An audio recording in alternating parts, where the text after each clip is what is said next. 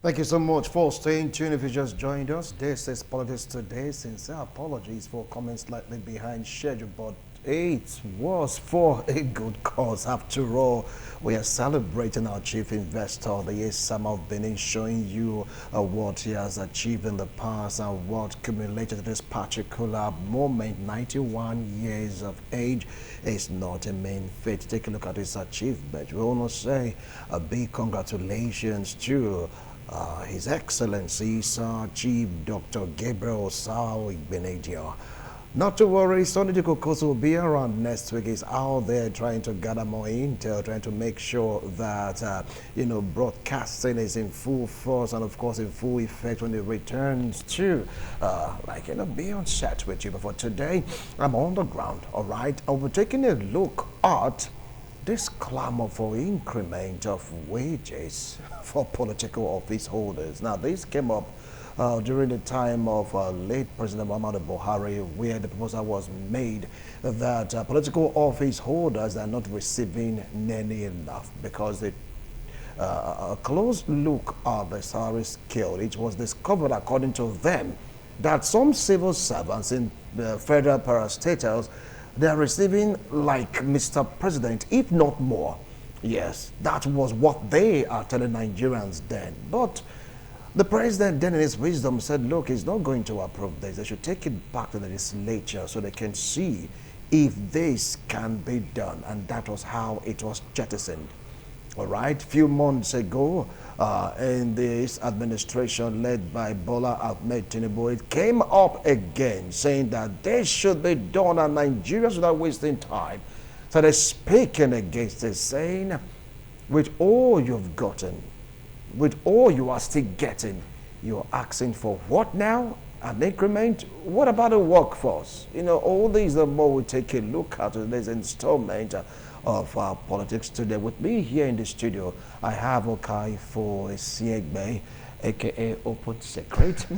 I know that too well. Always another call. Like Will saying, you shouldn't put your foot down. We need to talk. I'll put my feet to the ground. Good morning, Nigerians. Good morning, Africans. Good morning, Winston. All right, welcome. He's a lecturer. Happy birthday once again to our benefactor, Isam of Benin. All right, he's a lecturer in Ibadan University, Okada. Join us virtually. We have Chief Daniel Matthews, all the way from the UK. Chief Daniel, it's a pleasure to have you join us.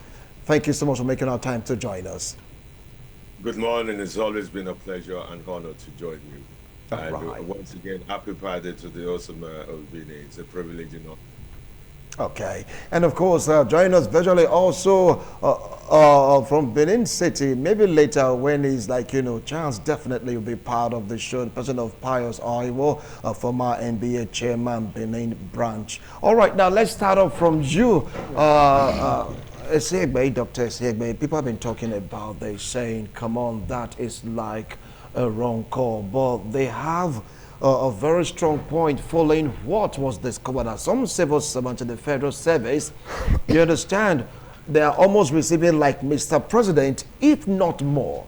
Hence, they are saying they should have a review of the salary for political office holders. After all, it will always start and end with Mr. President. What do you feel about this? Well, normally, I think that is overreaching or far-reaching. And those who are proposing that, I think they are on the mission of eye service, because nobody has, even the executive, none of them is complaining. The political office holder, they are not complaining. With the masses that are complaining, they refuse to talk about us. That even the 70,000 naira minimum wage cannot take anybody to the gate, let alone to the market. That's what should concern those people in that are raising that objection. For example, before they start talking about the salary of the Mr. President and political office holders, first of all, let us look at their allowances. They have been shielding their allowances. None of them want to tell us anything about their allowances. We have on the Bush radio that a senator gets close to 25 to 30 million every month as allowances and everything. Even the councillor, I don't know what they want. The councillor earns even more than the professor today. A councillor who barely has school cert, who is there to stay maybe for like 3 years, earns a minimum of nothing less than 500 to 600,000 as basic salary. We're not talking about allowances yet. So I don't know what they want. In fact, I think, well, Mr. President is good enough to have asked them to take it back because himself know that he has not requested for something like that. That what he's even taking home is even far-reaching. So I don't think those who are proposing that for now, they are not doing us any favor. What anybody should be talking about now, how do we give value to our money? I remember at a point in time in this country, even very, not up to 10 years ago, we are living a comfortable life. As in, you can go to the market with 10,000 naira, 20,000 naira, you stock your house for the whole month. Then a sack of rice or a bag of rice was about 7,000, 7,500 or whatever. This is what should consign those people. How do we give value to our currency? How do we balance the economy? How do we engage in production? We have Ministry of Agriculture left, right, and center, but they don't produce one bag of rice in a year. The Federal Ministry of Agriculture, the State Ministry of Agriculture, they don't produce anything in a year. So these are what we should be considering now. How do we go into production? How do we get everyone, every facet of the society to engage into production, no matter how little they were? And we should be thinking of how to reduce the allowances of the political office holders. Why are they killing themselves to become political office holders? Why are they killing themselves to maintain themselves in power, to perpetuate themselves in power? Because of what accrues to them from the offices they are holding. You look at somebody who was almost a pauper yesterday, hardly able to take care of his basic needs, hardly able to pay their children's school fees and live in a decent house. After getting political appointment, you see now he relocates from his present accommodation, get new cars, travel overseas, take the wife and children to overseas. Where are those money coming from? What have you done? And after 3 or 4 years of occupying such political offices, they can boast of estates, they can boast of houses left, right, and center, and what have you. This is what we should be talking about. What is the source of their money? How come they become so rich after occupying a political office? Not start talking about their salary, because they are already earning enough. I remember when this president was coming, they were telling us, the wife and co were telling us that they are already rich. I expected that this president will come and do pro bono presidency. That will say, I don't even need any amount. No, pro bono presidency? Yes. Yes, he can do it. Okay. Even some other politician promised to do that. So he can do it because he's already rich, stinkingly rich, one of the richest in Nigeria. So what are you looking for our money for? That was what they told us. But today they allocated how many billions to the First Lady's office, and the borrowing is going on, and we are not now. How much are we buying fuel today? All right, just hold on, I'll come back to you. Okay. Let's move straight down to UK, where Chief Daniel Matthew is standing by. What do you feel about this clamor, Chief? I must say it's extremely painful and extremely shameful that a country with over 200 million, the most educated in the atmosphere of Africa, the most spread, the most exposed, and as a matter of fact, we're a country where we have the richest, most successful people in Africa. At least when we count the first 10 billionaires of Africa, you're going to find maybe 8 to 9 from Nigeria, if not all of them. It's extremely painful that the same country have leaders that lacks compassion and empathy for the common man they're supposed to govern. The same country have leaders that education is dumbified, and as well as intelligence is disregarded. Instead, they will have tribal, ethnic, and religious bigotry at the lips of every one of them as a governing principle. I must say I'm beyond the shame and pain that a country of like Nigeria, the Senate president that we currently have, will go down in history as one of the worst of humankind that's ever led a position of leadership. And anyone with any ounce of compassion, anyone with any feeling, anyone with any human empathy, anyone that even pretend to be religious either an Islamic religion or Christianity or whatever. Chief Matthew, when you start lambasting the presidency, talking about the Senate as a word so far, I believe that is your opinion, because many will be like, he's not the worst, that is doing his job. But all the same, continue with your line of thought. My point is, we have the Senate president. They sit in the power to legislate laws that will directly affect us. And that laws they need to legislate is in the benefit and the interest of every one of us. But what are they doing? Their first thing was to award themselves over 160 million worth of naira to do what? Now, let's assume the president is not the one pushing this. The office of the revenue and whatever are pushing this. They can easily just come out and say no, because he has to go through the Congress. He has to go through the Senate. They can just come out and say no. And for me, for the life of me, I do not see, I support President Tinubu, and I will remain supporting President Tinubu for the great things he's done. But I will appeal to him and those around him to really jettison this. Even as painful as it is for me to say this about Buhari, there's nothing designable good so far for 8 years that I can say he achieved. But during his time, when this came up, he rejected it. Buhari rejected it. More, any way you look at it, he killed it and said no. But the president can do the same. The cost of living is rising. People are literally dying from starvation. People are dying from poor education, poor health. What happened in Nepal will happen in Nigeria if Nigerian politicians don't wake up. They are getting bloated and arrogant to the point where they don't care. Nepal is just a drop in the ocean to wake people up that you need to care for those you govern. And most of these politicians, as much as money they are making, none of it is locally invested. Many of them have houses and businesses and pack all their money and put it abroad because they are anticipating that one day we will wake up and we'll call them to order. That's why you never see a local government chairman have any business in that local government. House of Rep person don't even have a house in that locality, neither is the Senate. What is their business? Upon all the money they're accumulating, none of them have local businesses, factory that they are doing. All their money is being accumulated and packed outside. Nigerians will wake up one day, and I pray they wake up where they want to have a new election and vote out these people. Not wake up like what happened in Nepal, where politicians have been dragged on the street, their children being, even the prime minister, the president being thrown over the fence to escape. Nigerians will wake up.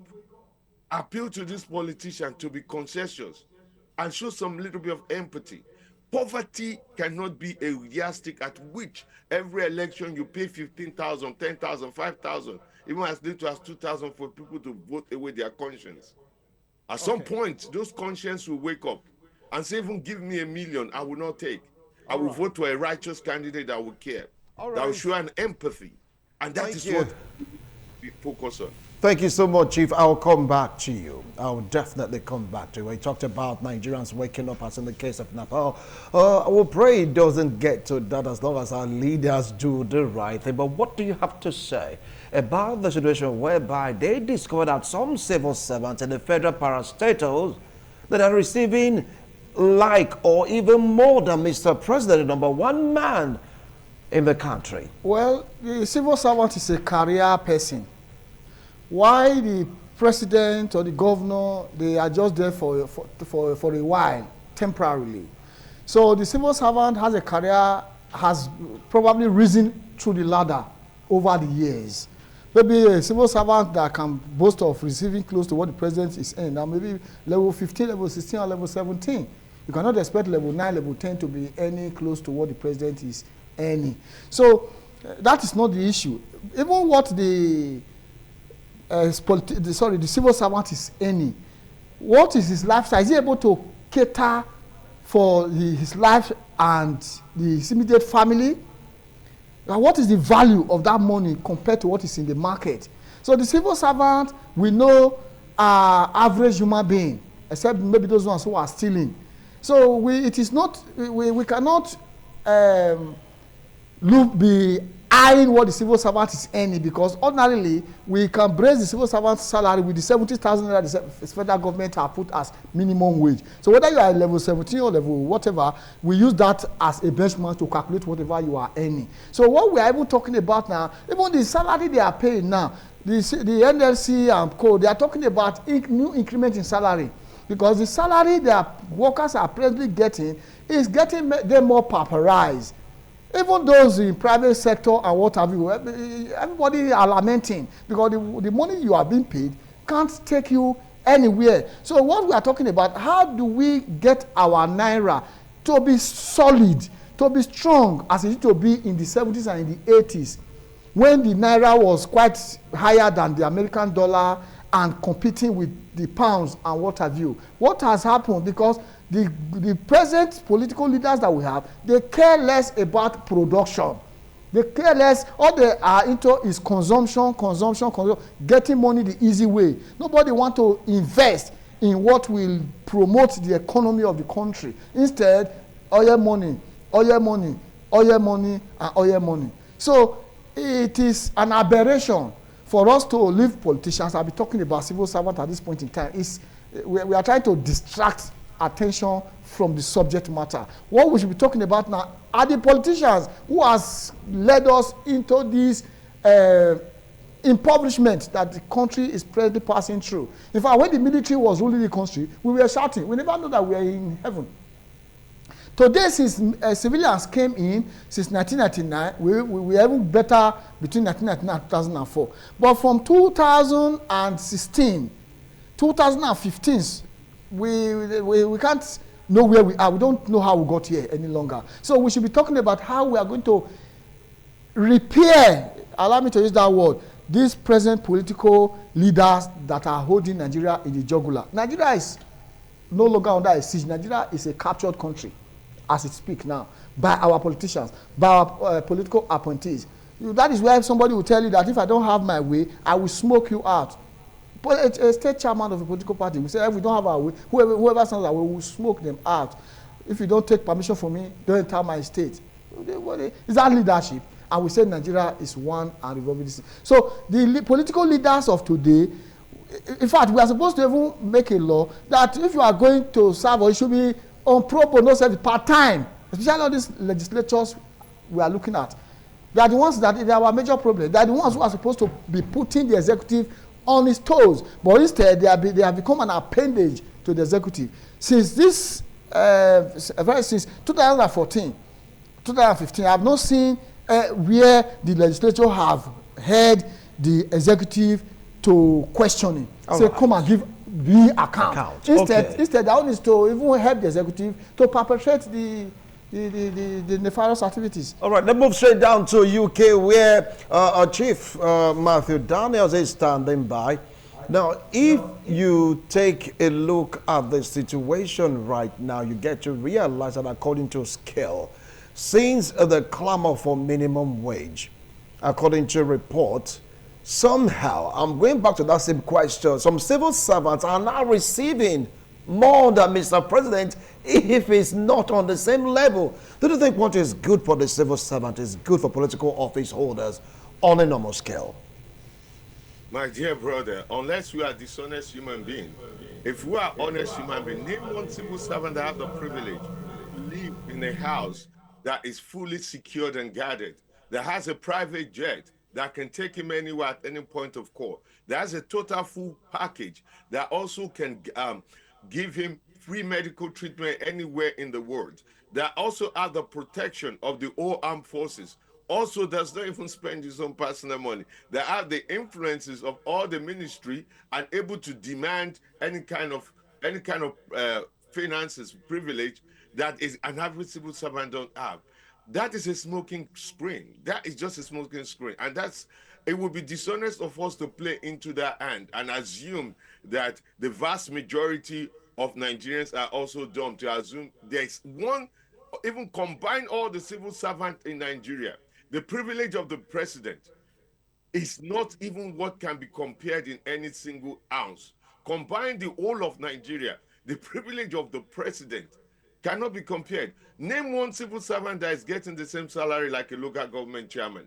or one civil servant that is getting the same salary and privilege like the governor of a state or or even a senate. Do you know the budget for House of Rep is just their, apart from their salary, which is in millions, they have 2 billion every year for constituency project that is not accountable. Where's all that money going? So it's a myth. It's just an opportunity for some people either to try to impress the presidency or the president lack of morals or principle, either to milk more of the country. The president can say no. There's a track record. Buhari did it and said no. What other increment? The president is super rich. So according to the wife, they don't need Nigerian money. So why increase at this current state where the bag of rice is almost, it's over 100K in some areas? They just increase the tariff on phone, the tariff on electricity. People are struggling. The bus fare is going up. People can barely survive. Most people go without having 3 square meal.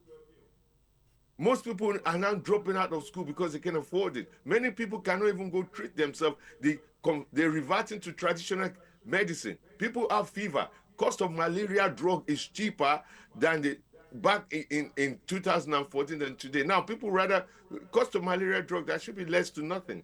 People rather go and drink agbo because they can afford it.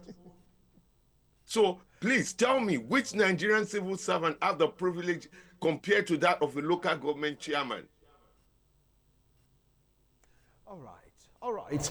Well, let's get to hear from the former NBA chairman, Benin chapter, Pius Oiwo. Pius, welcome to Politics Today. If you are there, Pius, I really want to get to hear your view on this. You've been listening to Open Secrets. Yes, Dr. Siegbe Okaifo, and of course, I heard Chief Matthew Daniels. Let's get to hear from you. Do you feel different from what they've been talking about? Well, thank you very much, Mr. Wilson, for bringing me on board in this conversation. It will appear that some of us, particularly the political class, they've not learned so well about what we are going through as a people and as a nation. We wouldn't want to create or have ourselves experience what our brother country is experiencing today when the political class became a problem to the ordinary man in the society. If you must offer good governance, then of course our politicians must do everything possible not to allow political office be too attractive. Because it will appear that the political environment, the political office are becoming too attractive, and everyone will believe that whenever you have an opportunity of even spending just 1 week in office, you are able to amass so much wealth. Corruption in our offices, in our political offices, has made it so attractive that people believe that, oh, for one who is a career civil servant, who is putting in 10, 20, and even up to 35 years before he exits civil service or public office, would be unable to acquire something, a property that will even take in home. I mean, to be able to take care of, even if they have 2 kids, to take care of from primary school even to the university. But our political class, they are such that, like my brother from United Kingdom spoke about, they have so much allowances. Forget about what they say is their salary. Talk about the allowances that are attached to their offices. They have security votes, they have so many votes. And at the end of the day, they are able to make so much that for even a period of 1 year or 2 years or 3 years or even 4 years for those who are elected to occupy office for 4 years. So, and some of them are making it to become a career in civilized climate and in civilized democracy. When you take politics as a career, then of course you give all you have and you put in everything into it. And at the end of the day, you become, I mean, you see, you move, you ride, and there's this attraction, this corruption, which has bedeviled our political system would not be there. I mean, would not be part of what I would be attracting people into such office. I think what we must look at and what we must critically consider is the fact that political offices are becoming too attractive. Attractive because of the lagging of the office. And the ordinary man, the civil servant who has put in even as much as 35 years before he retires from service, is unable to even fend for himself or even for his immediate family, not to talk of the extended family. But politicians, they have amassed so much for themselves, for their children's children, and even generations that are yet to be born. So these are the areas that we must look at. But the presidency must do everything possible to discourage such call, such a kind of proposal, because it will heighten the tension in our country. It will also make people become so desperate to occupy political offices. And when there is desperation in occupying political offices, you know what that means? It means people will be killing themselves. You will see a lot of cases of assassination, and then that will not augur well for our democracy and for our people. I think we must advise our political platforms, advise particularly the sitting government, that they must discourage this, anything that will tend to create unnecessary attraction to political offices. I recall a governor, I don't want to mention his name, who mentioned that when he appoints a commissioner or he appoints commissioners, they will leave office poorer than they came. And I think that is how it should ordinarily be. So that people don't think that when they go into office, they have so many persons to take care of them. And our people too, the electorate, they put the amount of necessary pressure on those that have been appointed or elected into political office. All right, thank you so much. Oh, it was like we're having a connectivity issue there, but it's like my guests, they are towing the same line. We want to go for a break. When we return, I'll be asking my guests this question. How come President Bola Ahmed Tinubu hasn't said anything about this? When it was the turn, or the time rather, of late President Muhammadu Buhari, he immediately said no to it and referred back to legislation. But this time around, there have not been any comment from the presidency in this regard. We'll be right back after this break.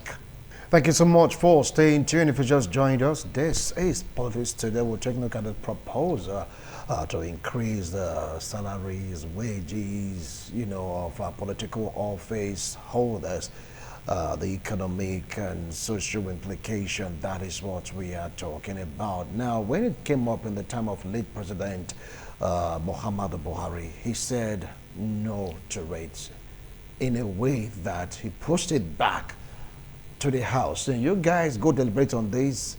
I'm not interested in this. That's like the way he said the no. And until he left office, he never talked about that. And right now we are here in this administration. We've not heard from Mr. President. Dr. Segbe. Yes, you would not expect to hear from him because this is for him. When you appropriate for a king, the king will not be angry. The king can only be angry when you appropriate against him, when you should change him. So since it's for his favor, he will keep quiet and see how he pans out. After all, he's a capitalist. He needs more money. Capitalism is needing more money. So, and those who are proposing it, I'm sure there are some of his stooges, and that's one of the ways to do eye service for him. So he's keeping quiet. After all, it's not his money, it's Nigeria's money. So if Nigeria decides to dash him the national treasury, what will he say? So he's not talking. So it is we Nigerians who owns the money that should talk. We are even saying that what they are already getting is too much, and they don't want us to talk about that. That is the main thing. What they are already getting is too much. What work are you doing as a president? Tell us. What work are you really doing as a president? To read letters and make signatures? You mean what work as a president? Do you know what it takes to be a president, Doctor? What it takes to be a president is the campaign. You campaign the money, you campaign, mobilize people. At the end of the day, what about policies? Programs, it's not the one implementation, thinking about the well-being of the country. Is that not enough headache for Mr. President? There are people, that's why he has appointees left, right, and center, ministers left, right, and center. Those ones are the ones that are doing the job. His own is just to append signature. He doesn't even have time to read all those files that are piled up in his table. It's just to, and somebody must have read it and say, okay, that is signed here. I will sign. So when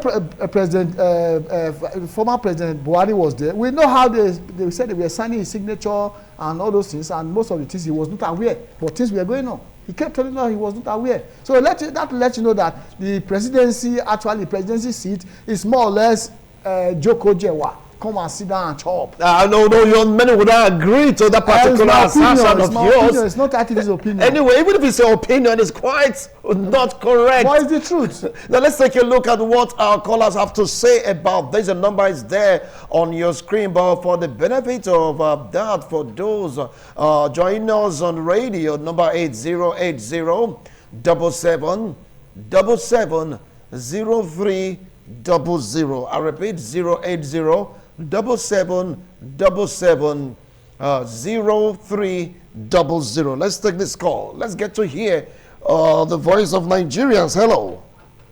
Hello. Yeah, good morning. Welcome to Politics Today. Yeah, what's your name and where are you calling from? The topic at hand is very unfortunate that people are still talking about increase on salary of our political office holders. It's very, very unfortunate and very, very sad in this situation. It's the rich, getting richer, poor, getting poorer. I think that democracy is only working for politicians, not us. And let me tell the politicians, and in the executive 599, the exact 59, they should go and read it. The profit of the land belongs to all of us, all of Nigeria. The profit of Nigeria, our land belongs to all of us, not only the politicians. They should go and read the executive 599. That's what Bible says. But since that the profit of the Nigeria is only for them, it's very, very wicked and selfish people. They should repent. They should repent. What do you want the president to talk? He cannot talk. Always what do you want to ask power in 2027. That's what to concern him, not in this matter. So let them repent and fear God and know that Nigeria belongs to all of us, not only them. Thank you. Have a nice day. All right, thank you so much, Ultima the Great. One of the Nigerians speaking his mind, saying it's not so cool.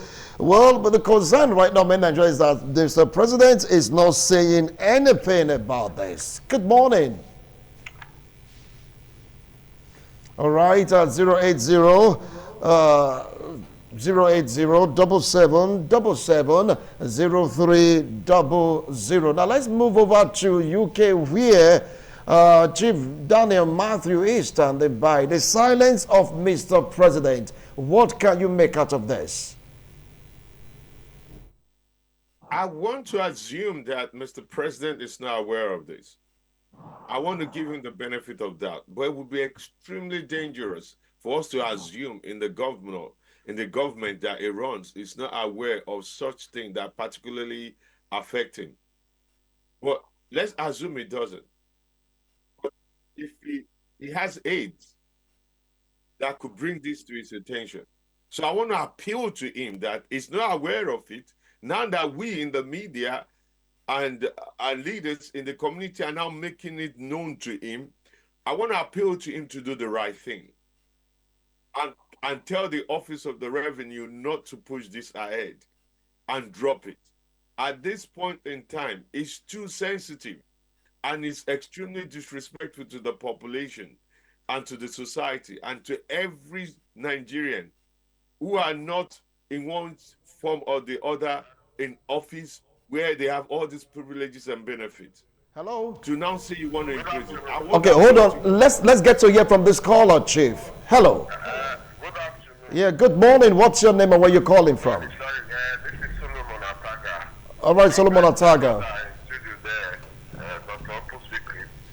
I've spoken the minds of many in Nigeria. Assuming the politicians is concerned about the citizens, these are not supposed to be the discussion we're supposed to be hearing by now. And Mr. President is silent because he knows the usual way of Nigeria. When you want to back Nigeria, you first of all throw them the information. After you check their reaction, after enough talking, everybody will quiet. Then implement the law. That is the reason why it's quiet. But I believe he should call his people to tell them this is not my agenda now. For example, Mr. President is not in this country now. I can tell you boldly, Mr. President has not visited my state here, those states. To know how the minister is faring, working. I've been hearing paper signing from the Minister of Work which is not taking a practical interest in myself. So how do you expect them to look at in Nigeria? Anybody who came to serve the country, believe that the country will help. Mr. President used a statement that I just realized that I'm your servant. And I told my wife, which is my evidence, that this one is upside down. He realized that Nigeria is going to serve him. And really, we are serving him. When we talk, if you talk too much, they say you are opposition. And so we are watching, but they will discuss and they'll go away. Thank you so much. Millions of amounts who is not representing me. The Senate will not see for 4 years. After campaign, we fly to those are not been discussed how to reduce their money, rather to increase their salary. Thank you. Those are the ones sharing our money. It's just the fact. All right, thank you. Thank you so much, and that's the last call. It's time for my analysts to, summarize their point and tell us the way forward, because it sounds right now Mr. President isn't saying much about it. Nigerians are expecting to hear from Mr. President. Well, Barrister Pius, please, your last line on this discussion briefly, because our time is up. Yes, I want to believe that Mr. President, I don't want to give him the benefit of doubt. He has aides everywhere. And then we are saying that the present allowances and emoluments of the political office holders should be even trimmed down and not to take it up, because it will be an invitation to anarchy and then tension. We don't want that, really. They should try as much as possible also to make political offices less attractive. I will always emphasize that. Thank you. That will restore the respect and the dignity of political office holders. Thank you so much. Thank you, Barrister Pius. Now let's get to hear from Chief Daniel. Briefly, our time is up. What have to say to Mr. President and those pushing for this particular increment? I would say we need to start choosing leaders with compassion and care. Leaders that genuinely care for the average person, the little child, that probably the father lost a parent that cannot go to school, or the mother that cannot pay for her medical bills. I think we need to start looking at leaders and choosing leaders, not the one that tell us what we want to hear or give us a 5,000, 10,000 to vote for them, but somebody that come to us and say what they're actually going to do. Thank you so much. Thank you so much, Chief Matthew Daniel Akamokai. Thank you so much. Well, Dr. Segbe, Open Secret, briefly, our time is up. What message do you have for Nigerians watching this? First of all, I want to let our political leaders know that too much of everything is bad. That Nigerians are keeping quiet doesn't mean that Nigerians are actually dozer, just that we are very happy people who don't want trouble.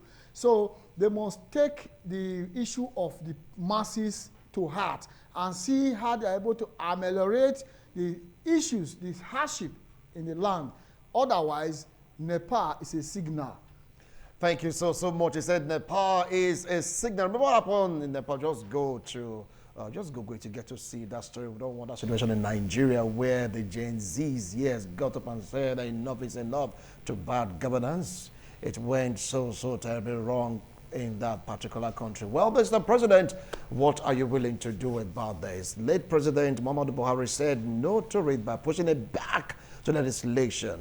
Nigerians are waiting because they've been saying, we are saying that the workforce is not enough. You want to add to your own. It's already filled cup, already filled tank. Why would you want to add some more to it? Anyway, we are all watching. Thank you so much, Dr. Ponsekret. And of course, my great thanks goes out to Dr. Chief Daniel Matthew, and of course, Barrister Pius. I will appreciate all of you for your wonderful analysis, but it should be known that the opinions is theirs. It has nothing to do with ITV. We'll do it again next week, Saturday, same time, same station. Bye for now.